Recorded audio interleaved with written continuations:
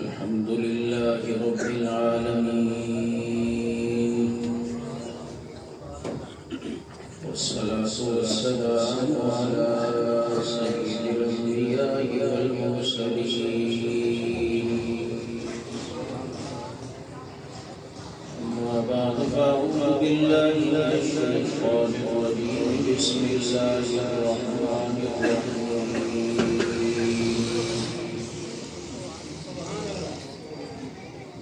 ولا تقولوا لمن يقتل في سبيل الله أموات بل أحياء ولكن لا تشعرون.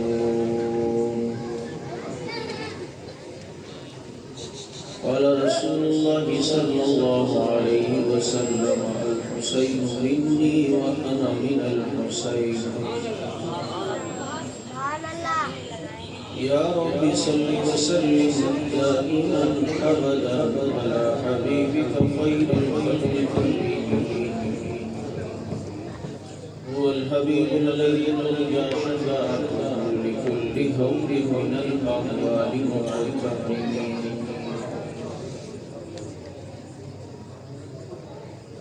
سلام اس پر کہ جس کے گھر میں چاندنی تھی نہ سونا تھا. سلام اس پر کہ ٹوٹا بوریا جس کا بچھونا تھا.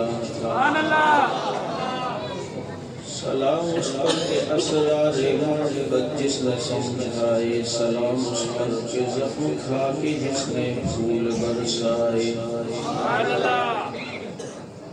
سلام اس پر جو امت کے لیے راتوں کو روتا تھا. سلام اس پر جو فرش خاک پہ جاڑے میں سوتا تھا.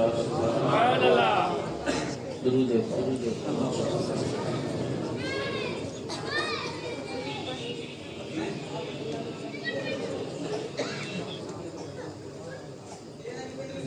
پھول ماریں گے نہ کلی ماریں گے،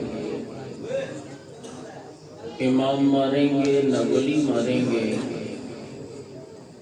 ہو جس کے دل میں بغض اصحاب رسول کا، عمر کے درے سے اسے علی ماریں گے. ملے گی جنت پیے گا کوثر، اسی کو محشر میں چین ہوگا. محبت کریں گے نبی اسی سے کہ جس کے دل میں حسین ہوگا. اور یہ سچ ہے کہ خطرہ اغیار بہت ہے، پر کیا کریں صحابہ سے پیار بہت ہے. اس لیے کہ صحابہ کے کھاتے لگ گیا جس کا خون، لا خوف علیہم ولا هم یحزنون.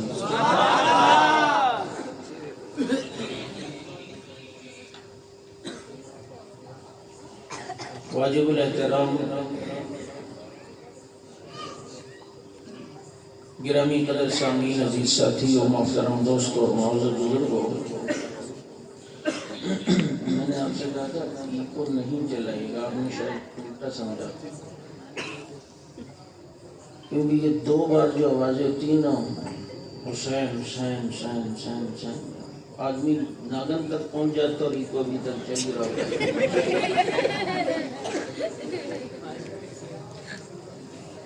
ڈسکو لوگوں کے لیے چلایا کریں. ہمارا تعلق جس جماعت کے ساتھ ہے انہیں مائکوں کی بھی الحمدللہ ضرورت نہیں ہوتی.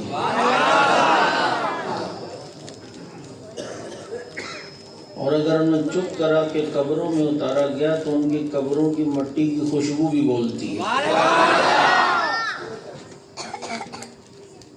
اس لیے کہ اس مٹی کا تعلق اس مٹی سے حقیقی ہے کہ جس مٹی کو کربلا کی مٹی کہا جاتا ہے۔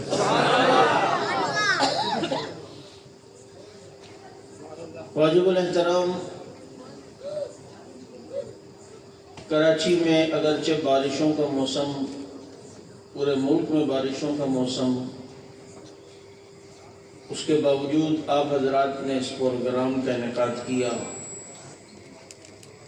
اندرون سندھ میں بھی بہت تباہی ہو چکی ہے، اور المیہ یہ ہے کہ حکومت وہاں کے کسی ایم پی اے یا ناظم یا کونسلر کو کوئی امداد دیتی ہے تو وہ سارا اپنے اپنے رشتہ داروں کو یا اپنے گھر میں بانٹتا ہے، جنہوں نے اس کے الیکشن کے لیے مارے کھائیں، جنہوں نے ان کے الیکشن کے لیے کمپینیں چلائیں، جو بیچارے لائن میں کھڑے ہو کر ان کو جتواتے ہیں، ان کو پوچھ تک نہیں رہے۔ اور یہ رویہ ٹھیک تو نہیں ہے نا؟ اگر آپ بڑے ہیں اور آپ کے لیے آپ کو جتوانے میں جن کارکنوں نے کوشش کی ہے تو آپ اپنے گھر پہ بھی دیں، لیکن ساتھ ساتھ میں اپنے گھر والوں، رشتہ داروں کے ساتھ ساتھ جنہوں نے آپ کو جتوانے کے لیے محنتیں کی، مارے کھائیں، لائن میں لگا، بھائی ان کا تو بھی حق ہے نا کہ ان کو بھی دیا جائے، یا نہیں ہے؟ بات سمجھ آ رہی ہے؟ اب جو ایم پی اے صاحب یا جو ایم این اے صاحب حکومت سے امداد لے کر سب کچھ اپنے یہاں رکھ رہا ہے، اپنے گھر والوں کو، اپنے خاندان والوں کو دے رہا ہے، اور جنہوں نے اس کو جتوانے میں اتنی محنت کی ان کو نہیں دے رہا، جنہوں نے لائنوں میں لگ کر الیکشن میں اس کے لیے مارے کھائیں انہیں کچھ نہیں دے رہا، تو مجھے بتاؤ یہ ایم پی اے یا ایم این اے صحیح کر رہا ہے یا غلط کر رہا ہے؟ اس لیے کہ جہاں آپ اپنے گھر والوں کو دیں وہاں پر باہر والوں کو بھی دیں، یہی انصاف ہے اور یہی بات صحیح ہے، اور اخلاق کا بھی تقاضا یہی ہے۔ یہی بات تو میں سمجھانا چاہتا ہوں، اور یہی بات تو حق نواز سمجھا کے گیا کہ اگر کوئی دشمنان صحابہ کا لٹریچر پڑھے گا، کوئی مسلمان ہونا چاہے انگریز، اور اس کے ہاتھ میں دشمنان صحابہ کا لٹریچر آ جائے تو وہ دیکھے گا کہ یار اس نبی نے ساری فضیلتیں صرف اپنے گھر والوں کو دی، جنہوں نے مارے کھائیں ان کی فضیلتیں تو کچھ بتائی نہیں ہیں۔ نہیں سمجھے؟ نہیں سمجھے میں کہاں سے کار لے کر آیا ہوں؟ بس میری ساری تقریر کا موڈ ختم، میں پہلے بتاؤں بھائی وہاں اگر کبھی تم ان کا بیان سنو، کتاب پڑھو تو ساری فضیلت گھر والوں کی، علی کی یہ فضیلت، حسن کی یہ فضیلت، حسین کی یہ فضیلت، فاطمہ کی یہ فضیلت۔ اچھا جس ابو بکر نے کندھوں پہ اٹھا کے لے کے گئے، مارے کھائیں، تھپڑ کھائے، وہ سب کچھ قربان کیا، اس کی کہتے ہیں اس کی کوئی فضیلت نہیں ہے۔ اچھا جو عمر جناب نبی کو پہلی نماز بیت اللہ میں پڑھائے، کہتے ہیں اس کی کوئی فضیلت نہیں ہے۔ اچھا وہ جو عمر بن عاص مکے سے چل کے مسلمان ہوا، وہ خالد ابن ولید جس نے 100 سے زیادہ جنگیں لڑی، باہر کا آدمی، بتاؤ یہ تو اس کی کوئی فضیلت نہیں۔ اب بتاؤ یہ ہم بات تمہیں سمجھانا چاہتے ہیں، اہل بیت کی فضیلت اپنی جگہ، لیکن اگر صرف گھر والوں کی فضیلت ہو کہ نبی نے فرمایا کہ حسن کا یہ مقام ہے، علی کی یہ شان ہے، فاطمہ کی یہ شان ہے، اور باہر والوں کی کوئی فضیلت نہ ہو، تو لوگ جو انگریز، جو غیر مسلم مسلمان ہونا چاہیں، ان کے ذہن میں صحابہ کے دشمن کا لٹریچر پڑھ کے یہ سوال تو آئے گا نا کہ اس نبی نے ساری فضیلتیں اپنے گھر والوں کو دی، باہر والوں کو کوئی فضیلتیں نہیں دی، تو مجھے بتاؤ وہ کبھی ہدایت پر آئے گا؟ لیکن جب وہ اہل سنت کا لٹریچر پڑھے گا اسے پتہ چلے گا اگر نبی نے فرمایا الحسن والحسین سیدہ شباب اہل الجنہ، وہاں پر میرے نبی نے حبشے کے کالے غلام کو بھی کہا تھا جب میں جنت میں جا رہا ہوں گا ہوگا تو میرے اونٹ کی مہار پکڑ کے چلنے والا وہ بلال حبشی ہوگا. جہاں اس نبی نے فضیلت بیان کرتے ہوئے اپنے گھر والوں کے بارے میں فرمایا کہ علی تیرا گھر جنت میں میرے گھر کے سامنے ہوگا, وہی وہ یہ بھی پڑھے گا کہ اسی نبی نے فرمایا کہ عمر میں نے معراج میں جنت میں ایک محل دیکھا تھا, فرشتوں سے پوچھا تو جبریل نے کہا وہ عمر کا محل ہے. جہاں پر وہ نبی فضیلت حضرت فاطمہ کی بتا رہے ہیں, وہاں نبی فضیلت حضرت خولا اور حضرت ام حرام کی بھی بتا رہی ہیں. صحابہ دشمن لٹریچر پڑھنے والا دیکھ کر سوچے گا اس نبی نے ساری فضیلتیں صرف اپنے گھر والوں کو دی, باہر والوں کی فضیلتیں ان کی کتابوں میں نہیں ملتی ہیں. لیکن جب وہ اہل و سنت کا لٹریچر اور کتابیں پڑھے گا وہ دیکھے گا نبی نے فضیلت گھرانے کی بھی بتائی ہے اور نبی نے فضیلت یارانے کی بھی بتائی ہے. آج تمہارے یہاں امداد آئے اور سب اپنے گھر والوں خاندان والوں کو دے اور باہر والوں کے لیے نہیں, یہ عیب سمجھا جاتا ہے. اب فضیلت ساری گھرانے کی ہو یارانے کی نہ ہو, بلکہ گھرانے کی فضیلت بیان کی تو وہاں یارانے کی فضیلت بھی بیان کی. اگر علی کو فرمایا تم جنتی ہو تو ایک دیہات کا رہنے والا نبی کا صحابی آ کر نبی سے کہتا ہے مجھے دین سکھائے. نبی نے اسے کچھ باتیں بتائیں, اس نے فرمایا واللہ لا ازید ولا شیء ولا انقص, اللہ کی قسم جو آپ نے بتایا اس میں کمی زیادتی نہیں کروں گا. جب وہ چلا گیا نبی نے فرمایا جس نے دنیا میں جنتی دیکھنا ہو اس دیہاتی کو دیکھ لے. یہ ہے اہل سنت جس نے بتلایا ہے. آپ کو دوسرا طبقہ ایک بات اتنی بتائے گا کہ نبی نے فرمایا کہ میرے اہل بیت کی مثال کشتی کی طرح ہے, میرے اہل بیت کی مثال کشتی نوح کی طرح ہے. کشتی نوح بہت اچھی بات ہے, واقعی اہل بیت کی مثال کشتی نوح کی طرح.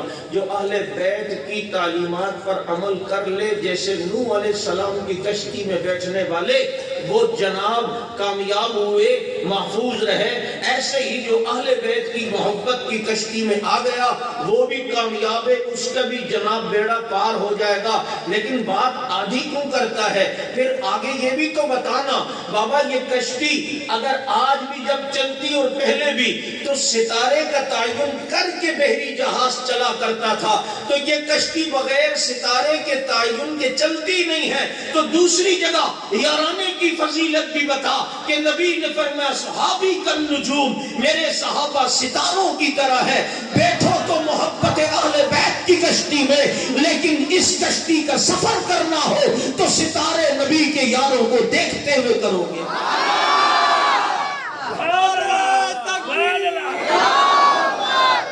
جیسے ستاروں کو دیکھ کر کشتی چلتی ہے, منزل پہ پہنچ جاتی ہے, محبت اہل بیت کی کشتی میں بیٹھ کر صحابہ کو فالو کرتے ہوئے چلو, تم بھی انشاءاللہ کامیابی کے کنارے پہ پہنچ جاؤ گے. فضیلت یارانے کی تو فضیلت گھرانے کی. یہ بات ہم لوگوں کو سمجھانا چاہ رہے ہیں کہ جناب باقی اہل بیت کی بہت عظمت ہے, لیکن سن لو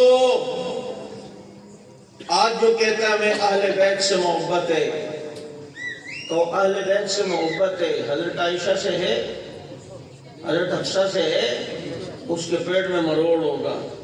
تو کہو اہل بیت کا پہلا مصداق تو نبی کی بیوی ہے. کون ہے یار, اس قوم کو ذرا انسان بنا دو. بیٹھو نہیں, ہٹاؤ نہیں, انسان ادھر چھوڑو, آگے ہی بیٹھو. جو بات کرے گا بھی تھپڑ کا ہے. ہاں تھپڑ کا ہے. زندہ باد بابا, ابھی تک تھپڑ مارنا نہیں چھوڑا. زندہ باد بابا کی بیگم بھی ان سے ڈرتی ہوگی اگر زندہ. وہ تو بیگم اگر سن رہی ہوگی تو وہ پھر بعد میں پتہ چلے گا. بہرحال اندازہ یہی لگ رہا ہے اور گمان بھی یہی اچھا ہے. ہنسو تم نہیں, تم بھی اتنے شریف نہیں ہو. تم جتنا دباتے ہو اس سے مجھے پتا ہے تم کتنا. میں یہ عرض کر رہا تھا کہ اہل بیت اہلیہ کہتے کسے بابو؟ اہلیہ نواسی کو کہتے ہیں, بیٹی کو کہتے ہیں, پوتی کو کہتے ہیں. اہلیہ گھر والی. وَإِذْ غَدَوْتَ مِنْ أَهْلِكَ تُبَوِّئُ الْمُؤْمِنِينَ مَقَاعِدَ لِلْقِتَالِ وَإِذْ غَدَوْتَ مِنْ أَهْلِكَ. یہ نبی احد میں صبح صبح اپنے اہل سے نکلے. بیوی کے گھر سے نکلے تھے یا بیٹی کے گھر سے نکلے تھے؟ قواعد و محبت میں کمی بیشی نہیں ہوتی, محبت ہوتی ہے پر ایسی بھی نہیں ہوتی. اور میں ہنستا ہوں تمہاری بات پہ جب تم یہ کہتے ہو اہل بیت میں ہوتے ہیں سب, بیوی نہیں ہوتی. بھائی بیوی کو اہلیہ بھی کہتے ہیں, شریک حیات بھی کہتے ہیں. کہتے ہیں یا نہیں؟ شریک یعنی حیات, زندگی کی شریک. شریک بیوی. اہلیہ, اہلیہ بیوی کو کہتے ہیں. لفظ اہلیہ نے بتایا کہ اہل بیت میں سب سے پہلے بیوی شامل ہے. اور شریکہ حیات بیوی کو کہتے ہیں. اور شریکہ حیات نے متع کی نفی کی ہے کہ اس میں شریکہ دو رات ہوتا ہے, اور جو بیوی ہوتی ہے وہ شریکہ حیات ہوتی ہے. نہیں سمجھ آئی؟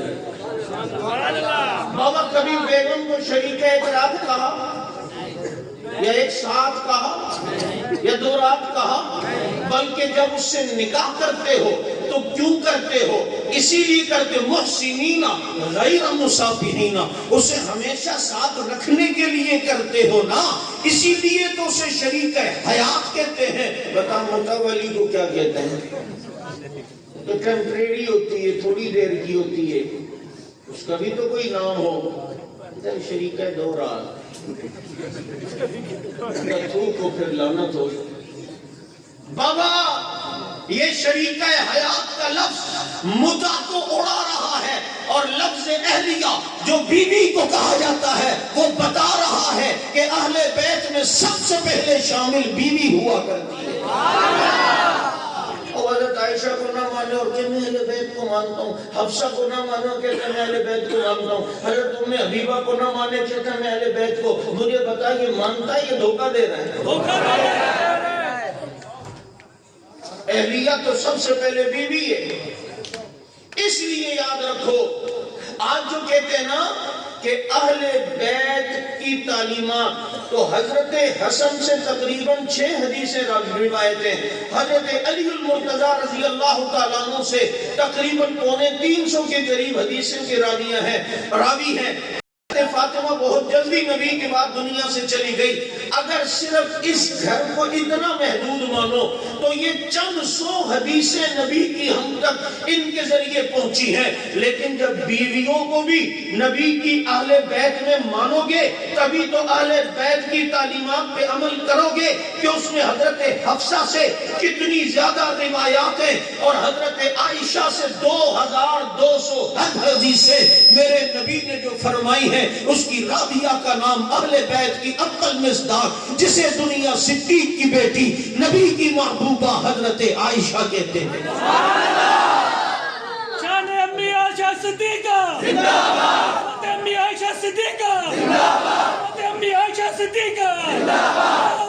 تکبیر اللہ اکبر. یہ بات سمجھ آ جائے کہ اہل بیت ہمارے ایمان کا حصہ ہے یا نہیں؟ اور اہل بیت یہ اول بیوی ہے. پھر اپنے نواسوں کو نبی نے چادر میں لے کر دعا کی کہ اللہ انہیں بھی اہل بیت میں شامل کر دے. نبی کی دعا کی وجہ سے انہیں اہل بیت میں شامل کیا گیا, اور پھر وہ اہل بیت ہے, ہمارے ایمان کا حصہ ہے. اور پھر حضرت سلمان کے بارے میں فرمایا سلمان ہمارے اہل بیت میں سے.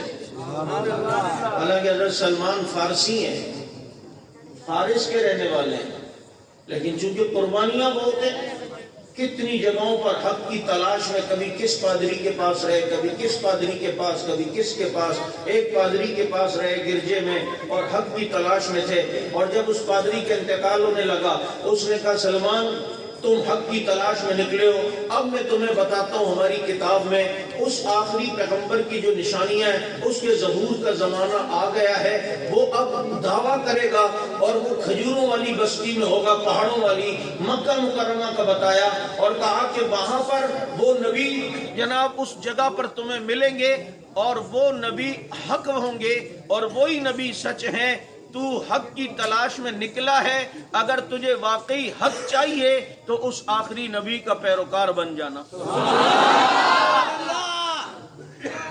اس آخری نبی کا آواز آ رہی ہے؟ جی اس آخری نبی کا پیروکار بن جانا۔ تو حضرت سلمان نے فرمایا کہ مجھے اس نبی کی کوئی نشانی تو بتا دیں۔ کہا کہ 3 نشانیاں بتاتا ہوں، اس نبی کو تو صدقہ دے گا، اپنے دوستوں کو دے دے گا، خود نہیں کھائے گا۔ اس نبی کو تو ہدیہ دے گا، وہ خود بھی کھا لے گا اور دوستوں کو بھی کھلا لے گا، اور اس نبی کی پشت پر مہر نبوت ہوگی۔ وہ پادری کا انتقال ہوا، حضرت سلیمان نکلے، رستے میں کسی نے قید کر کے غلام بنا لیا اور پھر جناب یہاں پر آئے اور مدینہ منورہ میں نبی ہجرت کر چکے تھے۔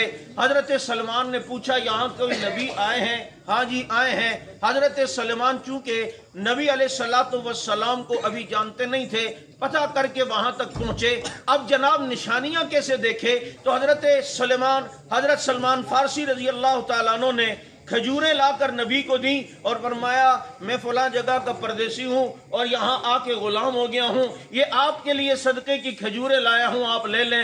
نبی نے ان سے لی، آس پاس غریب صحابہ کو دے دی، خود نہیں کھائیں۔ سلمان نے کہا ایک نشانی تو ہو گئی ہے۔ کچھ دن بعد حضرت سلمان آئے اور پھر جناب حضرت سلمان فارسی نے نبی کو کھجوریں دی اور کہا کہ جی یہ کھجوریں ہیں اور یہ کھجوریں ہدیے کی کھجوریں ہیں۔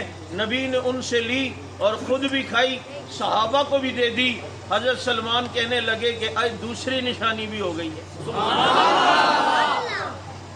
اب تیسری نشانی نبی کی مہر نبوت۔ اب وہ کیسے دیکھیں؟ آ کے پوچھ بھی نہیں سکتے کہ قمیض ذرا اوپر کریں، میں ذرا آپ کی نشانی دیکھنا چاہتا ہوں، یہ بھی ادب کے خلاف سمجھ رہے تھے۔ تو نبی کے قریب گھومتے رہتے تھے بہانے سے گلیوں میں کہ کبھی ایسا موقع اس نبی نے قمیض اتاری انہیں تیسری نشانی دیکھ لوں۔ ایک دن حضرت سلمان فارسی گھوم رہے تھے، نبی نے فرمایا سلمان ادھر آ، تیسری بھی دیکھ لے۔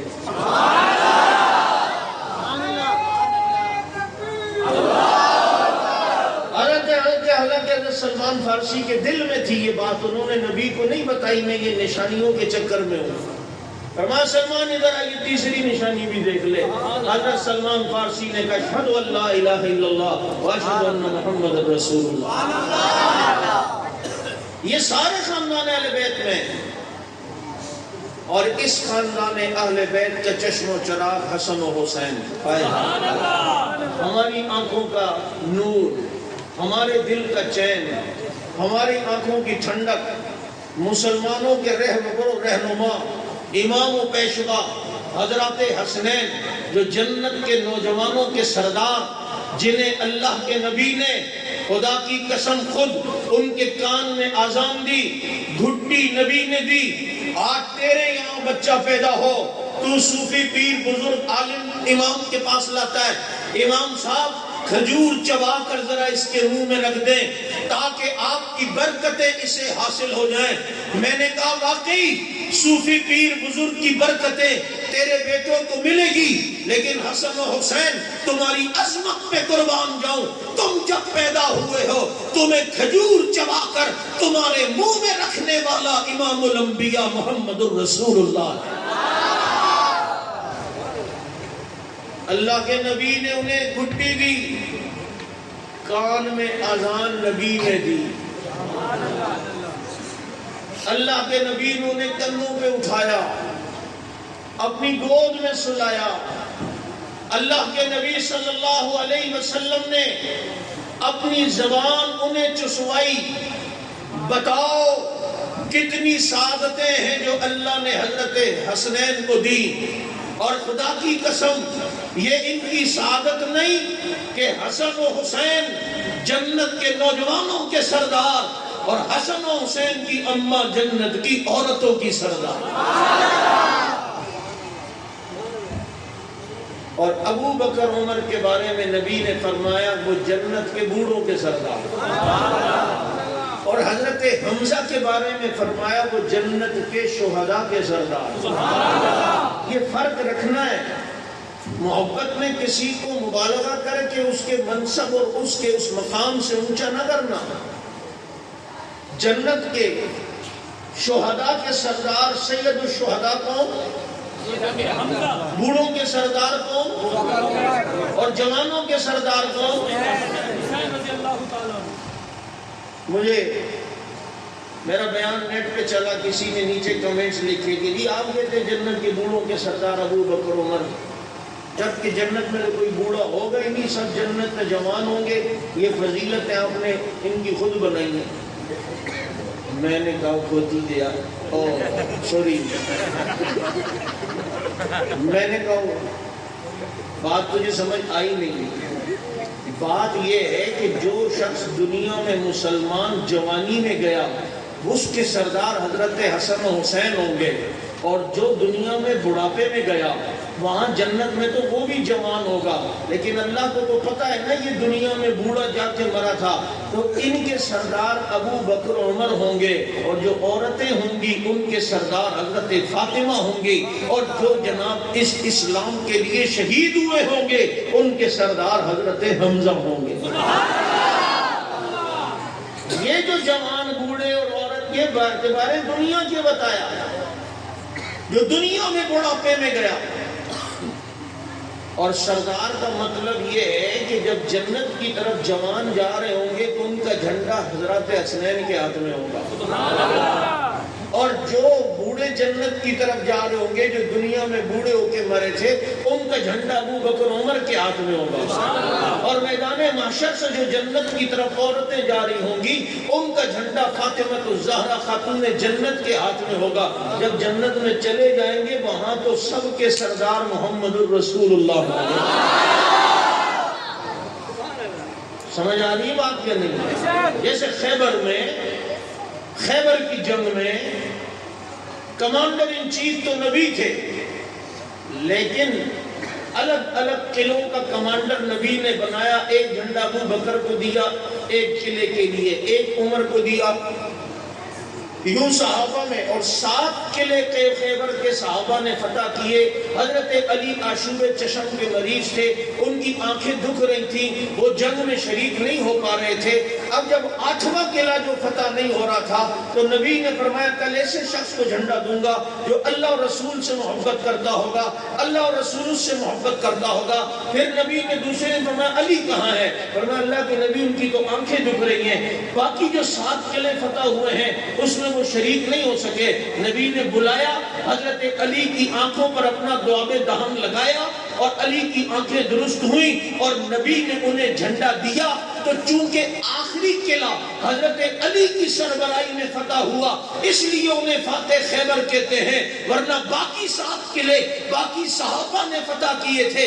چونکہ آخری حضرت علی نے فتح کیا تھا اس لیے انہیں فاتح خیبر کہا جاتا ہے. تو بھائی یہاں ہر قلعے کے لیے ایک الگ نبی نے کمانڈر چنا تھا, لیکن اس عمومی جنگ کے اندر جو چیف کمانڈر تھے وہ تو محمد الرسول اللہ ہی تھے.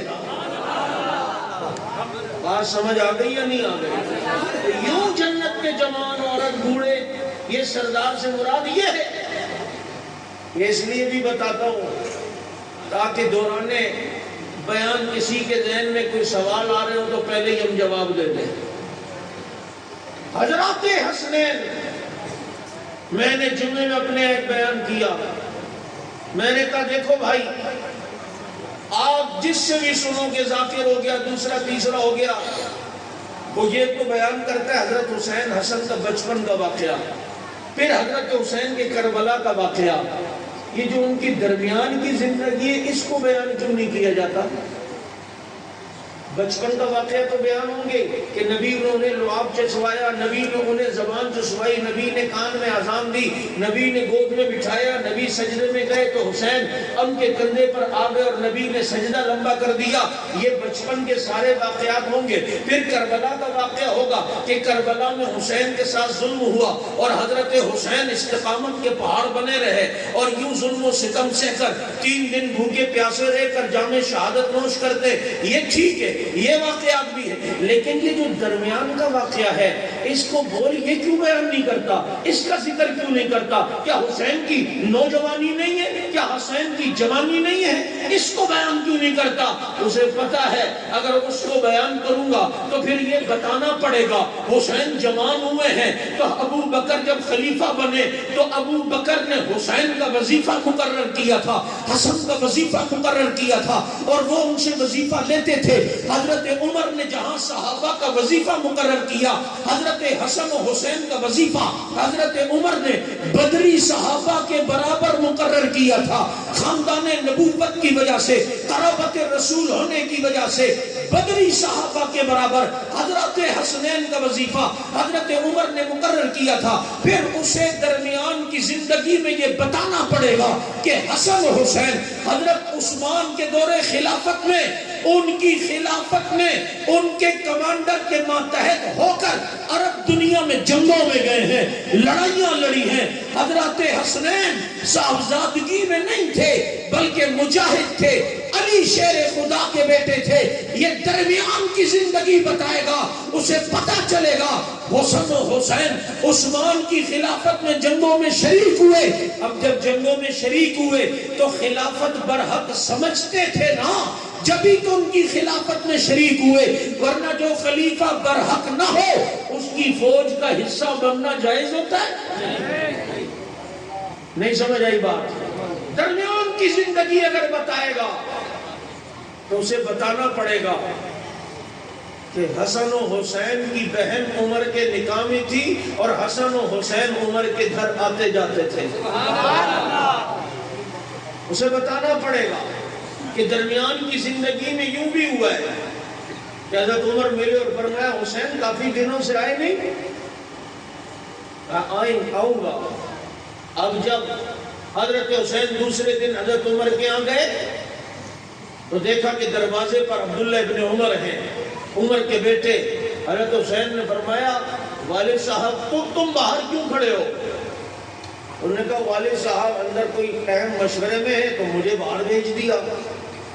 تو حضرت حسین نے خود یہ سوچا دل میں جب بیٹا باہر ہے اسے اجازت نہیں تو مجھے بھی نہیں ہوگی، تو وہ وہاں سے چلے گئے. حضرت عمر دوسرے تیسرے دن ملے، فرمایا حسین ابھی تک آئے نہیں؟ فرمایا میں آیا تھا لیکن میں نے دیکھا آپ کا بیٹا دروازے کے باہر ہے اور میں نے پوچھا تو اس نے کہا ابا خاص میٹنگ میں ہے. تو میں نے کہا جب بیٹے کو اجازت نہیں تو مجھے کہاں سے اجازت ہوگی؟ عمر نے فرمایا حسین یہ تم نے کیا کیا؟ تم نے اپنے ساتھ اسے کیوں ملایا ہے؟ خدا کی قسم اس کا والد عمر ہے، تیرا والد علی المرتضیٰ ہے، اس کا نانا کوئی اور ہے، تیرا نانا امام الانبیاء ہے. میرے بیٹے کے لیے تو میرے دروازے بند ہو سکتے ہیں، حسین جب بھی آئے گا عمر کا دروازہ کھلا ہوا پائے گا.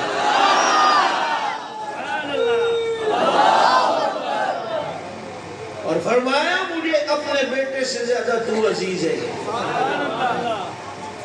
کیونکہ میرے بیٹے کے کان میں اذان میں نے دی ہے، تیرے کان میں اذان محمد رسول اللہ نے دی. یہ درمیان کی زندگی یہ بتاتا اس لیے نہیں ہے کہ اس نے جو جھوٹ کی عمارت بنائی ہوئی ہے نا کہ اہل بیت اور صحابہ میں دشمنیاں تھیں.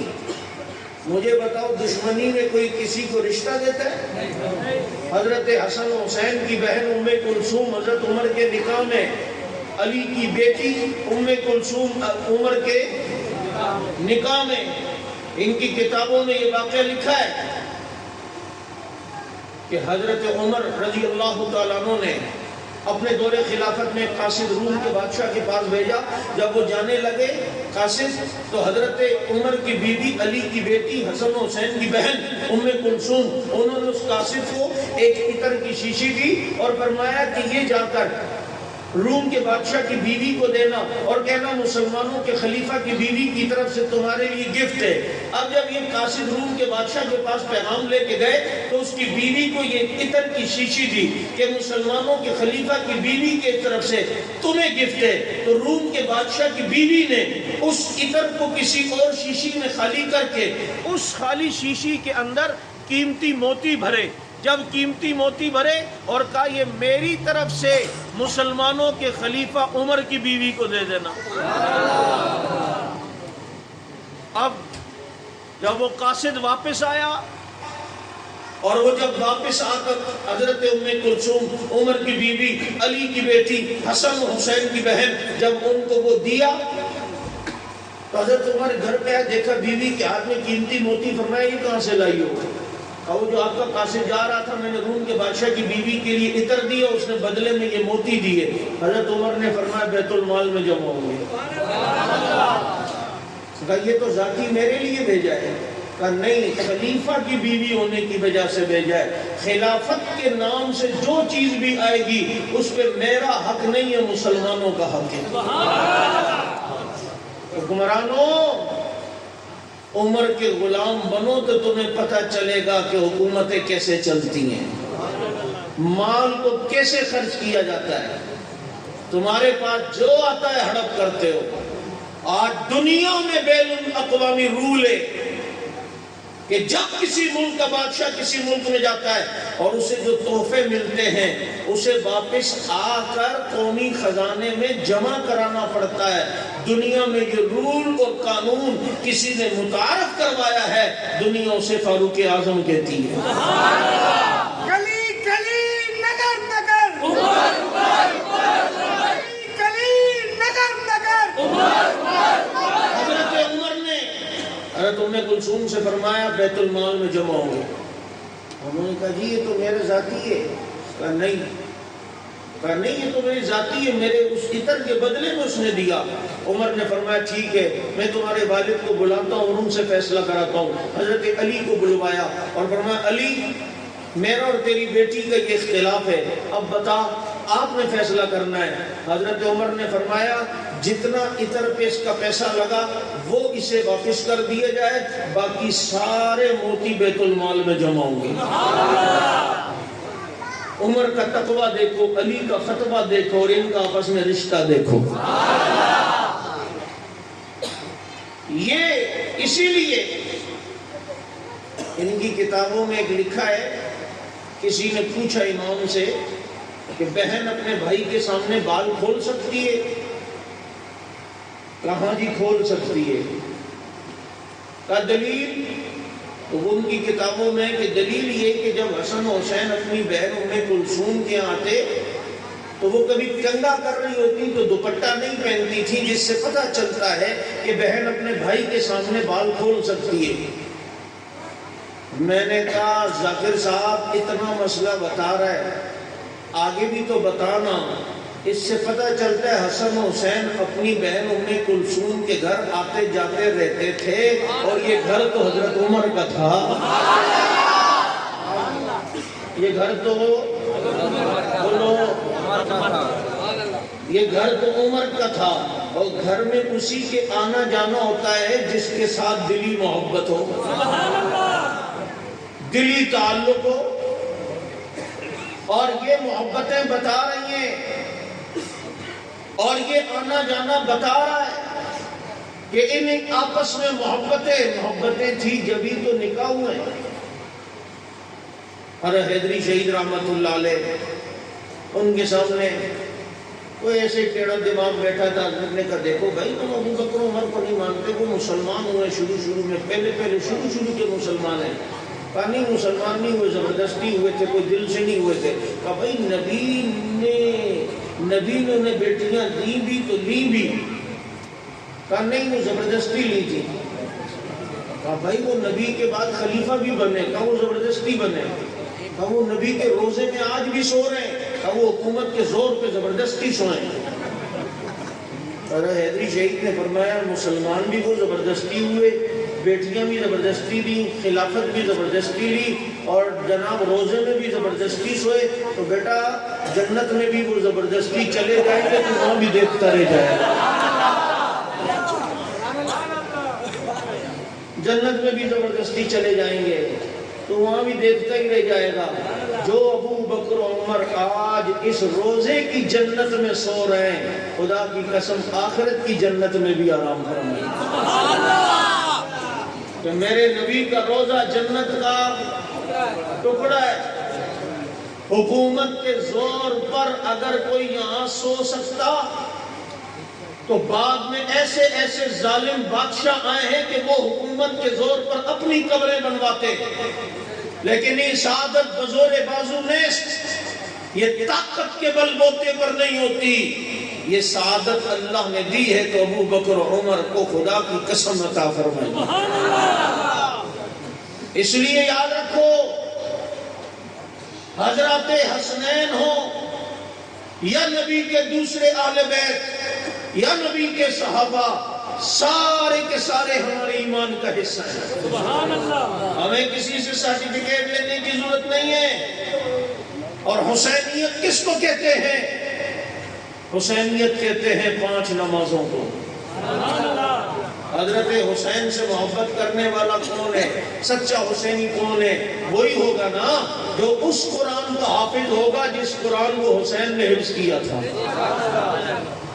جو حسین والی نماز پڑھتا ہوگا, جو حسینیت بتاتا ہے.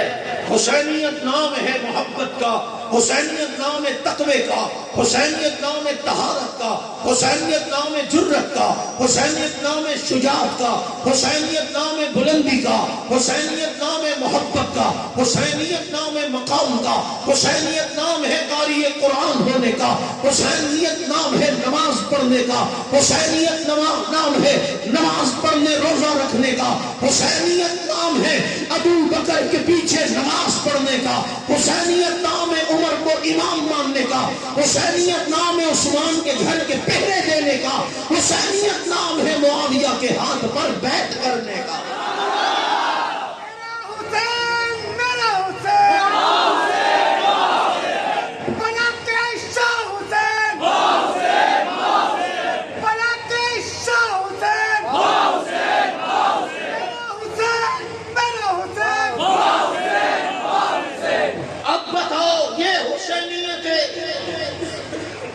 حسن و حسین رضی اللہ عنہ نے حضرت معاویہ کی ہاتھ پہ بیعت کی یا نہیں؟ بابا جس سے حسن و حسین کی صلح اس سے ہماری بھی صلح, جس کی حسین سے لڑائی اس سے ہماری بھی لڑائی. یہ ہمارا عقیدہ ہے, یہ ہماری فکر ہے, یہ ہمارا نظریہ ہے. اس لیے یاد رکھو حضرت حسین رضی اللہ عنہ. اچھا پھر دوسری بات, حضرت حسین کا ذکر ہے, ان کا ماتم ہے, ان کا جلوس ہے, حضرت حسن کا کیوں نہیں ہے؟ بھائی حسن بھی تو شہید ہوئے نا, کس کے بیٹے ہیں؟ حضرت حسن کا یوم شہادت کیا ہے پتہ ہی نہیں, کتنوں کو نہیں پتا. حسن سے کیوں نہیں, حسن کا جلوس کیوں نہیں, حسن کے لیے چھڑیاں کیوں نہیں, حسن کے لیے ماتم کیوں نہیں, حسن کا ذکر اتنا کیوں نہیں؟ اس لیے حسن کا اتنا تعارف نہیں کراتے کہ حسن ہی ہے جنہوں نے حسین کو تیار کر کے امیر معاویہ کے ہاتھ پر بیعت کرائی. نعرہ تکبیر. اور حسن ہی ہے جس نے مسلمانوں کی 2 جماعتوں کے درمیان صلح کروائی تھی. اس لیے جو صلح والا ہو وہ ان لوگوں کو پسند نہیں ہے, اور جو صلح والا نہ ہو اور مسلمانوں میں تفریق کرنے کی کوشش کرتا وہ انہیں پسند ہے. اب مجھے بتائیں, جو صلح والی باتیں کرے وہ امن پسند ہے, جو لڑانے والی کرے وہ امن پسند ہے. ایسے ہی بہت سے ابھی بھی کتنے تمہارے یہاں پاکستان میں مرزا محمد علی انجینئر کے نام سے یہ ایسے صحابہ ایسے اور پھر کیا کہتے ہیں اصل میں حقیقت پسند ہے, جو حقیقت ہے اس کو بتانا چاہیے چاہے وہ جو بھی ہو. اتنا حقیقت پسند ہے تو پہلے اپنے ابا کی حقیقت بتا. پہلے اپنی اماں کی اگر حقیقت پسند ہے چل تو اپنی حقیقت بتا، اپنے ابا کی حقیقت بتا، کون سے گرلز کالج کے باہر چھٹی کے ٹائم کھڑا ہوتا تھا بتا، اپنی بتا، دن میں تو کتنی بار بد نظری کرتا ہے، تو بہت حقیقت پسند ہے، تمہیں ساری حقیقت پسندی نبی کے صحابہ کے معاملے میں نظر آتی ہے، حقیقت پسند، حقیقت پسند، اور پھر دنیا کا جھوٹا انسان۔ ابھی اس کا ایک نیا کلپ آیا، مرزا انجینئر نہیں ہے، یہ پلمبر ہے، اس کو انجینئر کہنا ایسا ہی ہے جیسے ختنہ کرنے والے کو سرجن بولنا شروع کر دیا۔ ابھی تازہ کلپ ایک آتا ہے اور اس میں کہتا ہے رائمنڈ کے اندر تبلیغیوں نے 2 مسجدیں بنائی ہیں، بیرون والوں کے لیے الگ، پاکستان والوں کے لیے، کیونکہ بیرون والے رفع دین کرتے ہیں نا، ان کو ڈر ہے کہ وہ ان کے پاس جا کے یہ بھی رفع دین نہ شروع کر دیں، اس لیے 2 مسجدیں بنائی ہیں۔ مجھے بتاؤ رائمنڈ کے اندر 1 مسجد ہے یا 2 مسجدیں؟ اور وہی رائمنڈ نے یہ تاکہ وہ ابے الو یہ جو بیرون والے عرب آتے ہیں ان کی جو تشکیلیں ہوتی ہیں، یہ تشکیلوں کے اندر تو اندرون والے ضرور شامل کیے جاتے ہیں تاکہ رہبر یہ ہوتے ہیں، ان کی رہنمائی یہ کرتے ہیں، تبلیغ والے یہی انداز، انہیں اس کی پرواہ کیا ہے کہ کوئی ہاتھ اوپر کر کے نماز پڑھے، کوئی رفع دین کے ساتھ کرے، کوئی کیا، وہاں تو یہ مسئلہ ہی نہیں ہے۔ اور تو اتنا بڑا جھوٹ اس زمانے میں کہہ رہا ہے کہ وہاں 2 مسجدیں ہیں، جب تو اس صدی میں اتنا جھوٹ بول رہا ہے تو 1400 صدی والوں پہلے والوں پر تو کتنا جھوٹ بول رہا ہوگا۔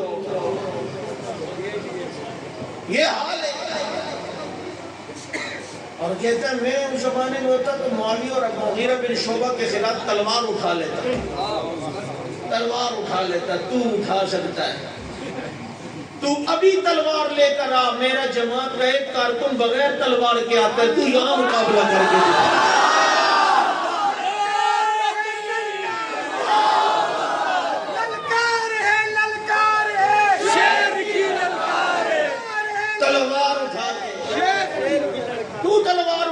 طارق مسعود تو بغیر تلوار کی گیا تھا، تیری ٹانگیں ہی اٹھ گئی تھی، آتا نا، مقصد اٹھ گئی تھی، چلا گیا تھا، سیڑھیوں تو اٹھ گئی تھی، اوپر جا رہا تھا، ہم لوگ بھی آ رہے، اور باتیں ایسی، میں تلوار اٹھا لیتا، ان کی اگر ہماری تلواروں سے وہ بچے تو ہماری زبانوں سے نہیں بچیں گے۔ اور بدبخت لعنتی اللہ تیری زبان پہ کینسر پیدا کر دے۔ ایک بزرگ سے کسی نے صفین کے معاملے میں فرمایا بہت خاموش، جب اللہ نے ہماری تلواروں سے ان کو محفوظ رکھا ہے، ہم اپنی زبانیں بھی ان کے بارے میں محفوظ رکھیں گے، ہم ان کے متعلق زبانیں بھی نہیں کھولیں گے کہ وہ سارے نبی کے صحابہ ہیں، اور صحابہ کے بارے میں اللہ نے فیصلہ کر دیا ہے وَكُلٌّ وَعَدَ اللَّهُ الْحُسْنَى، سارے کے سارے صحابہ کو اللہ نے جنت کا سرٹیفکیٹ دے دیا، ہر صحابی نبی جنتی، ہر صحابی نبی جنتی۔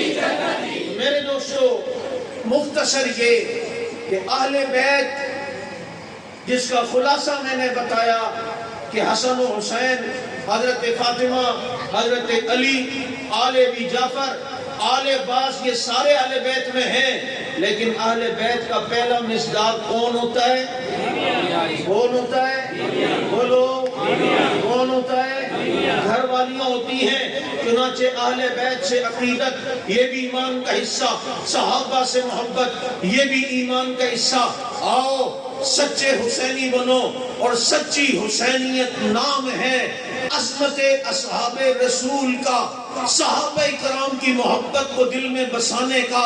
جبھی تو حضرت عثمان کے گھر کا جب باغیوں نے محاصرہ کیا، عثمان کے گھر کی حفاظت کے لیے علی نے حسن و حسین اپنے دونوں بیٹوں کو وہاں محافظ کے طور پہ کھڑا کیا ہے۔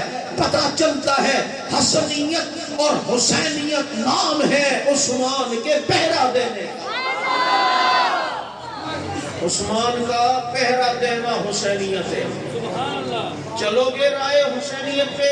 آگے بڑھو گے؟ اللہ پاک ہمیں سمجھ عمل کی توفیق عطا فرمائے۔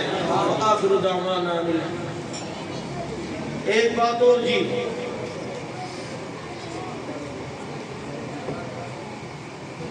دیکھو بھائی، میں سیاسی آدمی ہوں نہیں، لیکن چونکہ جماعت سے تعلق ہے، آپ لوگوں نے لوگوں کو گٹر کے نام پر، پلاٹوں کے نام پر، روڈوں کے نام پر، نالیوں کے نام پر تو ووٹ دیے ہیں، اس دفعہ ووٹ صحابہ کے نام پر دیں۔ ہمارے ساتھی ہیں پاکستان رائے حق پارٹی کے، اور اسکرین کا انتخابی نشان ہے۔ یہ جب کروٹوں پہ سلوٹے آ جائیں نا تو استری سے صحیح ہوتا ہے۔ ابھی ملک لوٹ لوٹ کے سلوٹے لگائیں، جب استری ہوگی تو انشاءاللہ یہ نظام صحیح چلے گا۔ اس کے لیے جو ہے آپ حضرات نے بلدیاتی الیکشن میں عظمت اصحاب رسول کے لیے کام کرنے والوں کے ساتھ تعاون کرنا ہے۔ یہ کیا ہے؟ سورج گرنا کی حقیقت، سورج گرہن ہے۔ سورج گرہن کے وقت پوچھا ہے کہ عورتیں جو عمل میں وہ سورج چاند گرہن ہو تو سامنے آ سکتا ہے، آ سکتی ہیں؟ تو بھائی مولانا اجلی جہنگی شہید رحمۃ اللہ علیہ نے لکھا ہے شرعی طور پر کوئی ممانعت نہیں ہے، ہاں طبی طور پر اگر ہوتی ہو تو احتیاط کر لینا بہتر ہے، لیکن یہ کوئی گناہ نہیں ہے، کوئی جناب ایسا کوئی مسئلہ نہیں ہے، کوئی شریعت نے اسے حرام نہیں کیا ہے۔ شرعی طور پر سورج کی لہریں اثر انداز ہوتی ہیں طبی طور پر، تو احتیاط کر لی جائے تو مرضی ہے، لیکن اسے عقیدہ نہ سمجھا جائے۔ جزاکم اللہ۔